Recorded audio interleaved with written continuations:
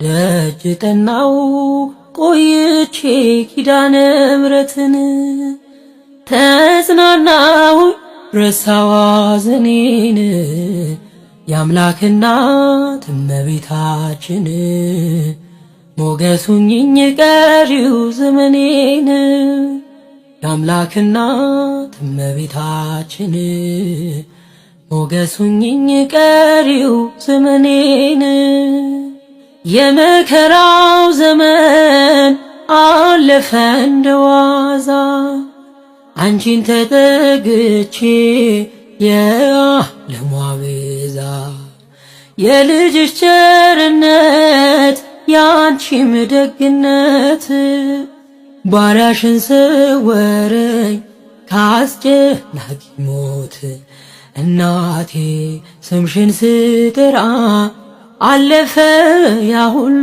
መከራ እንባዬ በፊትሽ ፈሰሰ እምዬ ባንቺ የታበሰ ሰላም ለኪ።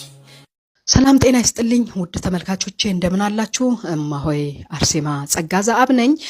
የዛሬ መልእክቴ በግል ስብዕናዬ ላይ ትኩረት ያደረገ ሲሆን ይህንም ሰሞኑ እየተደረገብኝ ያለውና በተለይም በሰብአዊ ማንነቴ በግላዊ ማንነቴ ላይ ያነጻጸረ ስልታዊ የማስፈራራት ዛቻና የማስፈራራት ጽሁፎች ላይ ያተኮረ ሲሆን ይህንን መልእክቴ ለሁሉም በመላው ዓለም ለምትገኙ ሰብአዊነት ለሚሰማችሁ በሙሉ እንድትሰሙልኝ እንድታውቁልኝ እንደዚሁም ለሚመለከታቸው አካላትና ለሰብአዊ መብት ድርጅት እንዲሁም ለሴቶች ጥቃት መብት ተሟጋቾች ድርጅት እንድታደርሱልኝም ጭምር ነው።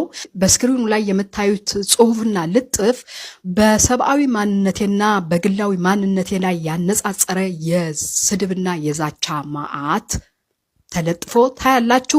ይህንም ያደረገው አሁንም ከዚህ በፊትም የዛሬ 7 እና 8 ዓመታት ቀጥሎበት የሚገኘው ደወል ሚዲያ ነው። በደወል ሚዲያ ስር ሆነው የሚያንቀሳቅሱት አካላትም ጭምር ተጠያቂ መሆናቸውን በዚሁ አጋጣሚ ላሳውቃችሁ እወዳለሁ። ምክንያቱም ደወል ሚዲያ የኤአይ ትራንስሌሽን መሆኑን በጽሁፉ ላይ ተለጥፎ ስለምታዩት እሱ መጻፍ ስለማይችል ከሱ ሱር ያሉትን እነማን ናቸው የሚለውን ነገር ከፔጁ ላይ ገብታችሁ ማየትና መከታተል ትችላላችሁ። ስለዚህ እማሆይ አርሴማ ጸጋ ዘአብ ላይ አንድ ነገር ሆነች ወይም ደግሞ የሆነ ነገር ደረሰባት ቢባል ከዚህ ላይ መውሰድና ወደ ሌላም ሳትሄዱ በዚሁ ላይ ብቻ መቋጨት እንደምትችሉ ለማሳወቅም ጭምር ነው የሚሆነው።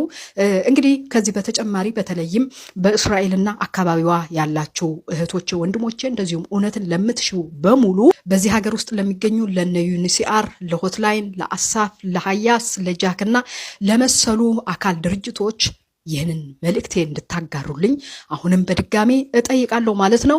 ለክብሬና ለማንነቴ በማንነቴን ተመስርቼ በማንነቴና በሙያዬ በክብር ለመስራት ከነዚህ አካላት ጋር ሁኜ ለመቀጠል ቁርጠኝነቴን በዚሁ አጋጣሚ ለመናገር እወዳለሁኝ። በተረፈ አይዞሽ በርቺ ከጎንሽ ነን ብላችሁ በጽሁፍ መልእክት በመደወል በተለያዩ መንገዶች ለምታበረታቱኝና አብራችሁኝ ላላችሁ በሙሉ አመሰግናለሁኝ። ምስክርነቴም ታላቅ ነው። እውነት ታሸንፋለች እንጂ አትወድቅም። እውነት ግዛት እንጂ አትሽጣት። ጥበብንም ትምህርትንም ማስተዋልንም እንዲሁም መጽሐፈ ምሳሌ ምዕራፍ 23 ቁጥር 23 እህታችሁ ነኝ እማሆይ አርሴማ ጸጋ ዘአብ ከሀገር እስራኤል ኢየሩሳሌም።